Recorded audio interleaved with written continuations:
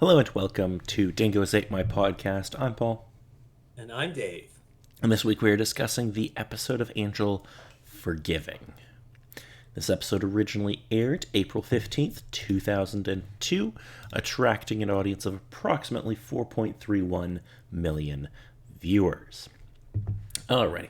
So let us start off with the box office this week. So any guesses on what the number one movie in America was this week? Around this time, around in the spring. Spring of 2002. I'll give you a hint. It's a movie with a wrestler in it.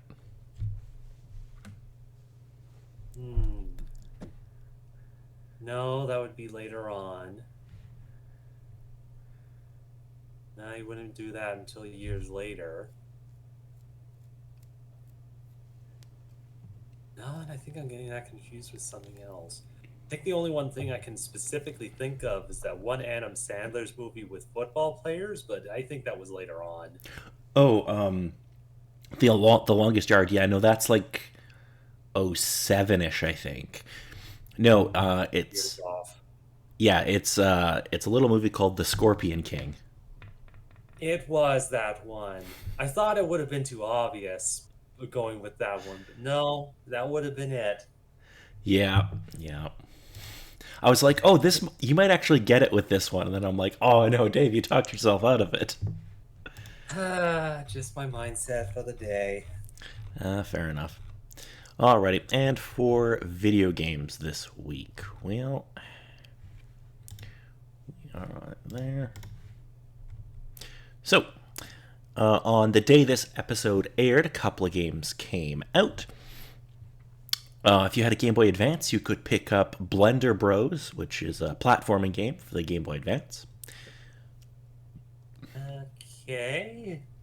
The name doesn't ring a bell. It's developed by Hudson Soft and published by Infogrames. It probably wasn't very good. Also on the Game Boy Advance, if you weren't feeling that on the same day, you could pick up Breath of Fire 2.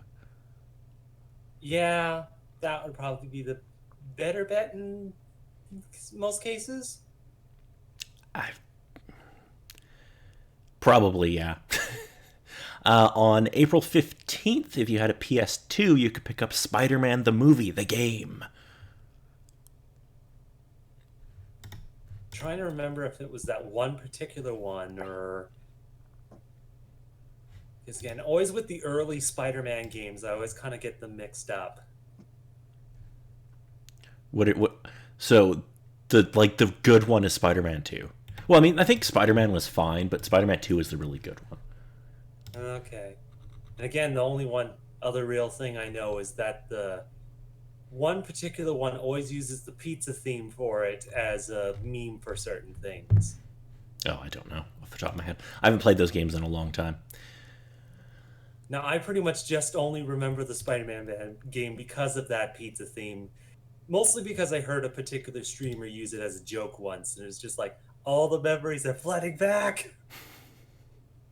On April 16th, if you had a PS2, you could pick up Red Card 2003. I hate the way that they put that date in there, but it's a soccer game that was released in Europe. It's understandable, but why with the red card? Is it seriously one of the ones that reached about the same level as Mario Strikers did? Average reviews. Oh, it does look like it is a more like, I wouldn't say like Mario Strikers, but it definitely, like the Wikipedia says, it follows most of the rules of football, but allows for heavy tackles and special moves. So it looks like it's a more arcadey soccer game. Okay, but not quite in the level of Japanese anime soccer game because I discovered those a while back, and oh man, it gets absolutely ridiculous. Okay. Also, on the 16th, if you had a PS2, you could pick up The Operative, No One Lives Forever. That being one of the James Bond games, or am I getting that mixed up? No, this is definitely not a James Bond game. So it's a story-driven game set in the 60s, and like it looks pretty good considering that it's like a PS2 game. but I don't think this game was very successful. Let's just see. The PC version especially scored really well. Like 91 on Metacritic, 88 on Game Rankings. Like, it scored well on PC. At the time of release, most reviewers felt that it was the best first-person shooter since Half-Life. Oh, there you go. So that's quite a... I might have to look into that game. Also, on April 16th, if you had a Game Boy Advance, they released Spider-Man the movie on that as well. For some reason, the day after the PS2 version. Time releases, I suppose. And finally, on April 20th, if you had Windows, a Mac, or even on Linux, they released this, which is interesting. A little game called Vendetta Online. Again, it's somewhat ringing a bell, but I'm not sure which one it is. Like, the first thing that pops into my head is the typical... I can't remember the exact name of the mask, but I believe it was used with V for Vendetta, other particular sort of uses. The Guy Fawkes mask. Yeah, thank you. But yeah, that was a typical sort of one that kind of had that same sort of aesthetic with a couple of its characters. The only other thing that comes to my mind is another kind of Victorian style rapier sword fighting sort of thing, but yeah, that's about it. It's quite the opposite. It's a first-person / third-person shooter style, player versus player and player versus environment, where you're like in a ship, it's like a space game. Oh. Yes, apparently it was primarily subscription-based, and it's probably not online anymore. Yeah. It reviewed okay, like 70% kind of averages and stuff. So, who knows? Okay, so number one song in America this week. Any guesses? Yeah, nothing immediately jumping to mind around that time in the spring of that year. So maybe just safest bet to go with the song that was top from last week. Well, you would be incorrect. It has actually changed because we've the show Angel at this point had been on hiatus for around 6 weeks. It is actually a different song. It is a song called "Foolish" by Ashanti. Okay. Again, that's not too surprising. Again, not immediately coming to mind. I know of Ashanti and a couple of her more popular tunes, but that one specifically is not ringing the bell. Well, I'm gonna a little spoiler here, Dave. It's gonna be the number one song for quite a while. Yeah. This was apparently a very big hit. Anyway, let us move on to the episode. Alrighty. Okay. Shortly after Daniel Holtz's abduction of baby Connor to the hell dimension of Korthoth, I don't know how you're supposed to pronounce that, Fred, Gunn, and Lorne try to sort out why Wesley betrayed them and how to get Connor back. Angel is not interested in sympathy or pity, however, and is already mentally unstable and vengeful due to his loss. In behavior that is akin to that of his soulless alter ego and jealous, and that of Holtz. When it proves impossible to open up the portal to Korthoth, he abducts Linwood, a lawyer from Wolfram and Hart, to force him to tell him where Sojan is, and how to open a dimensional rift to Korthoth.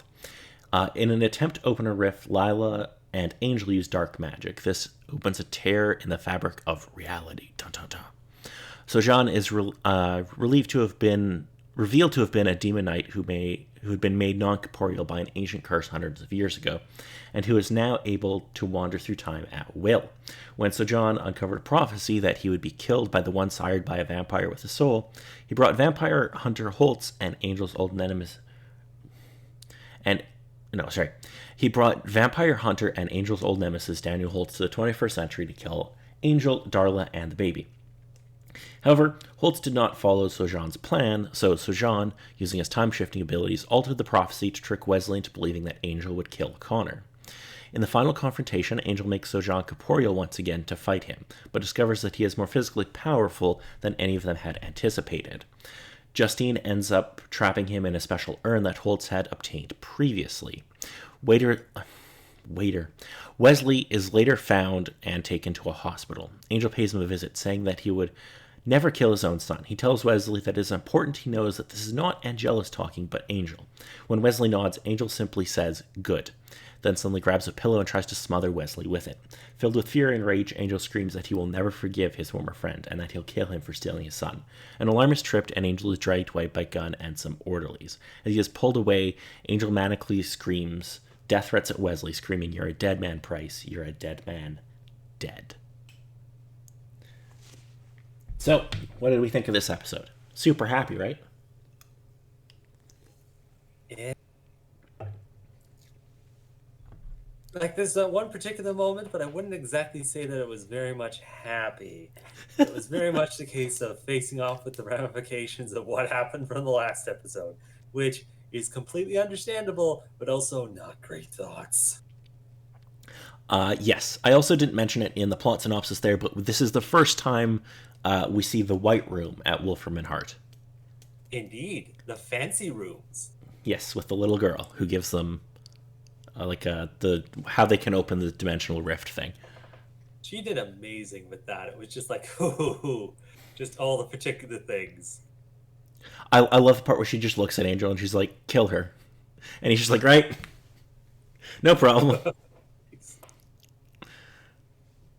Yeah, no, it's a fun episode. Like, well, no, it's not a fun episode, but it's a good episode. It's good just for the case of going a bit into Angel's character of what happens when he gets pushed to this kind of level. What's he up for doing? The extents he kind of goes through, and then everyone's kind of reactions of, "Oh man, we gotta stop him from doing something stupid," to, "Oh man, what am I dealing with facing up against this guy?" Since, again, just with the names, Lauren, or Lauren. yeah, Lauren, she's dealt in certain respects with Angel to a certain extent, but her boss with getting kidnapped and the near tortured stuff from there is like, what the heck am I dealing with? Oh yeah, Lila has some moments where she's just like, oh, okay. I mean, she has tried to fuck Angel over a lot in the series. Yeah, and quite honestly, he's very much justified. And on whole, again, with this particular episode, I'm usually not really surprised in most cases, but I had just the slightest moment of, oh shit, he's really kind of been pushed to this level of when he meets up with Wesley in the hospital. Mm-hmm. Like, hearing from Lauren at first is like, you need to work on forgiving and whatnot. He's like, okay, he's listening and whatnot. And then he starts smothering him. It's like, oh no, he is at that level. When after the scene ends and whatnot, it's like, no, that's completely understandable. Not only for Angel, for just about anybody, I'm pretty sure. They're just the case of, oh, how's this gonna go? Yes. So, I have a question for you. I'm kind of interested. When or do you think we'll ever see Connor come back? It's an interesting pondering. Because on the one hand, just with this, they could probably get a decent enough couple of episodes or so, sort of working on building the character of Angel had a son, but there's not a decent chance that he's going to come back.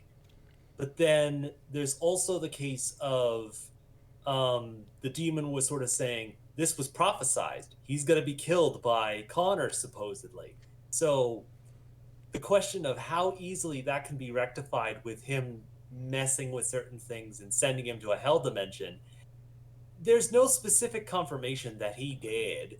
So there's the chance he could come back, but it mostly just seems to be something in the writer's back pocket of something they could use, but it's probably not going to be used to actually bring him back, mostly just in the case of he had a son, but he's kind of in a hell dimension of questionably he could exist, but he's not coming back. So you're not expecting Connor to come back at all? There's the chance, but it's kind of on the lower end, about Okay. 25-30%. Oh, okay. That's interesting. That's interesting. Okay. Just wondering, because they've definitely left that hope alive, but they've also not kind of, you know, like it. Yeah, They're like, for the well, he case. could still be alive, but we don't really know. So yeah. Yeah, it's not exactly confirmed, but there's no easy way to kind of confirm it without throwing the entire story into dilemma. But it's also kind of the case of this came from Buffy, where it was the case of, oh, the main character dies, but she's back again. Well, technically, she died twice. Yeah, I mostly refer to the first time she died. Well, okay, yeah. So the first time she died, she drowned in a puddle of water, You know, knock her unconscious, stick her in water. Perfect. and then look, spoilers for Buffy, but the second time she died much more heroically, I would say. Yeah. And then it got reversed, which was the whole thing. The end, Willow like had a snake come out of her mouth, and it was a whole thing. Yeah. Yeah. And she had to kill a fallen. Anyway, that's if you haven't listened to that, we've talked about the entire series of Buffy, so you could go find that. Indeed. And season 6 is very depressing. Just a teeny bit, yes. Anyway, international titles for this episode. Unfortunately, we only have 2, and they're not the best. So in German, it translates as forgiveness, Nah. and in French, it translates as unforgivable. Ew. Kind of reversed from the other one. So, yeah, there's forgiveness, but French is like, yeah, no, there's no forgiveness in this episode. They try, but it's not that easy. Yeah, no. I kind of actually like that title better because that's kind of where a lot of the characters are at right now. They're kind of like, yeah, we Yeah. can't. There's hope in a couple of particular people, and the idea is brought up, and yeah, it's a good thing, but don't expect it to be solved within a half-hour-ish episode. Alrighty, so if there's nothing else about this episode, next week we'll be discussing the episode Double or Nothing. I have a strange sensation that we're going to get into some gambling issues. Yes, unfortunately, this is not one of the AEW pay-per-views. It's just an episode of Angel. So, little synopsis for this before we leave. Gunn and Fred are totally in love with each other, but it's revealed that 7 years earlier, Gunn had visited a demon at a casino in order to trade his soul for something. Now the time has come to pay his debt, and the demon wants Gunn's soul before he can give it to Fred. Gunn tries to leave Fred out of this, but she sees through him and asks Angel for help. In the meantime, Wesley goes home from the hospital, alone and angry with himself in the wake of his betrayal of Angel that cost them Angel's son.